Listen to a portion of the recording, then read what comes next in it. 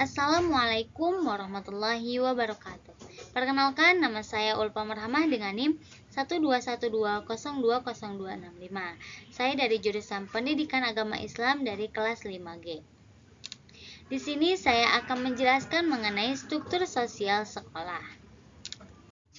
Jadi, pengertian struktur sosial sekolah dilihat dari struktur sosialnya terlebih dahulu, yang merupakan tatanan sosial dalam kehidupan masyarakat, yang di dalamnya terkandung hubungan timbal balik antara status dan peranan yang mengacu pada suatu keteraturan perilaku di dalam masyarakat.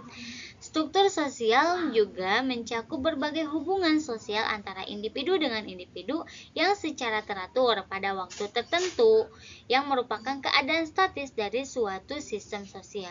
Perangkat struktur sosial yang paling utama adalah status sosialnya, karena material bagi sekolah atau struktur sosial sekolah yaitu kepala sekolah, guru, pegawai, pesuruh, murid laki-laki maupun murid perempuan yang masing-masing memiliki kedudukan atau peranan yang berbeda satu dengan yang lainnya. Dilanjut mengenai struktur sosial sekolah. Jadi, dalam struktur sosial sekolah itu ada beberapa kedudukan. Di antaranya yang pertama, kedudukan seseorang dalam struktur sosial di sekolah. Jadi, kedudukan atau status itu menentukan posisi seseorang dalam struktur sosial, yakni menentukan hubungannya dengan orang lain, misalnya guru memperlakukan anak dan sebaliknya.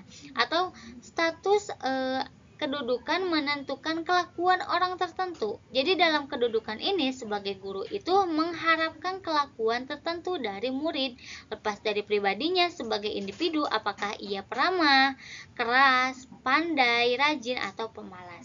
Jadi setiap guru itu punya kedudukannya. Jadi guru dapat mengharapkan kelakuan tertentu dari murid, siapapun guru itu dan siapapun murid itu.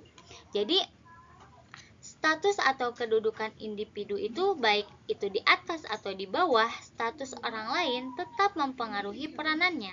Jadi peranan itu sebagai konsekuensi atau akibat kedudukan dari status seseorang.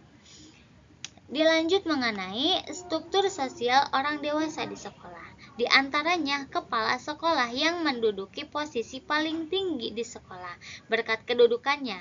Tetapi sering karena pengalaman, masa kerja, dan pendidikannya yang merupakan berhaknya mengambil keputusan yang harus dipatuhi oleh seluruh sekolah.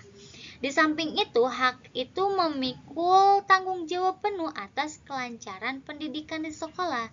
Jadi kepala sekolah itu merupakan perantara antara atasan, yakni kanwil, dengan guru-guru. Keputusan-keputusan Menteri Pendidikan dan Kebudayaan disampaikan oleh kanwil melalui kepala sekolah kepada guru-guru dan murid-murid. Ia merupakan perantara antara guru dengan atasan, yang misalnya mengenai kenaikan gaji atau tingkatnya. Contohnya pada sekolah swasta, kepala sekolah menjadi perantara antara pengurus yayasan dengan guru-guru dan sebaliknya. Kepala sekolah juga berkedudukan sebagai konsultan yang memberikan petunjuk, nasihat, saran-saran kepada guru-guru dalam usaha untuk memperbaiki mutu sekolah.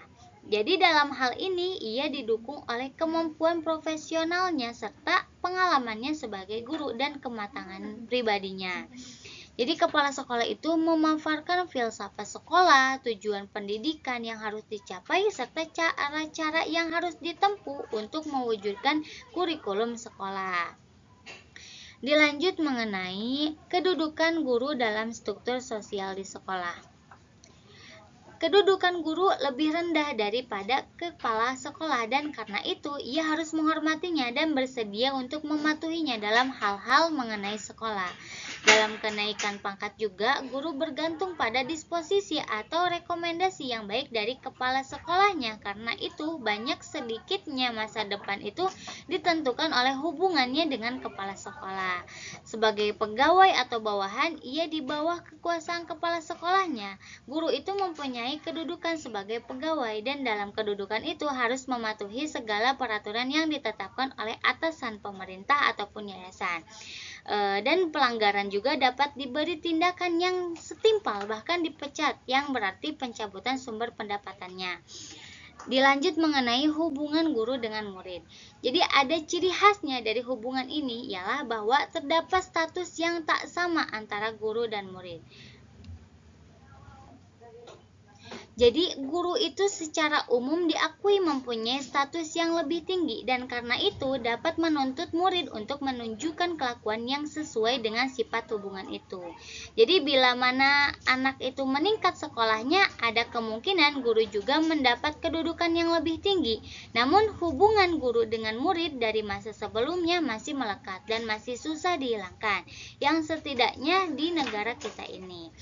Dilanjut mengenai struktur sosial murid-murid di sekolah. Jadi sekolah bagi murid-murid itu dapat dipandang sebagai sistem persahabatan dan hubungan-hubungan sosial.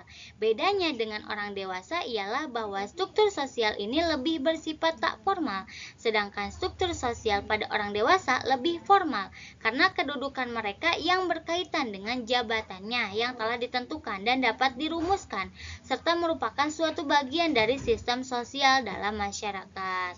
Yang pada umumnya orang dalam masyarakat itu mengetahui kedudukan seorang guru di suatu sekolah dan kedudukan murid hanya dikenal dalam lingkungan sekolah saja.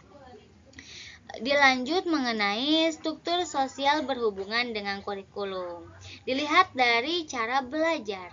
Belajar sebagai kegiatan utama di sekolah ada pertaliannya dengan struktur sosial murid-murid.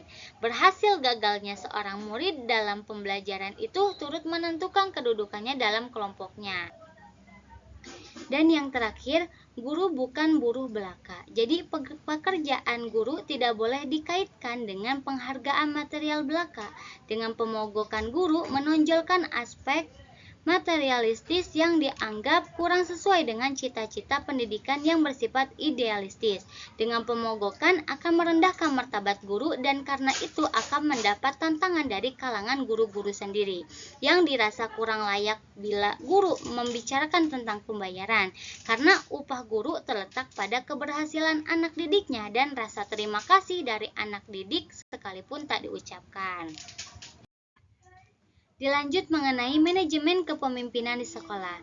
Jadi konsep manajemen sekolah atau madrasah dalam iklim yang kompetitif sekarang ini sulit bagi organisasi untuk dapat hidup dengan baik jika tidak memiliki kemampuan untuk mengubah diri dengan cepat dan mampu berkembang seiring dengan berbagai tuntunan stakeholder. Kondisi ini berlaku hampir pada keseluruhan organisasi, baik yang bersifat profit dalam sebuah pandangan maupun organisasi yang bersifat non-profit. Jadi, sekolah atau madrasah sebagai lembaga pendidikan yang termasuk lembaga non-profit juga tidak terlepas dari fenomena ini. Itulah sebabnya dalam banyak hal, lembaga pendidikan harus mengetahui berbagai harapan dan kebutuhan stakeholder.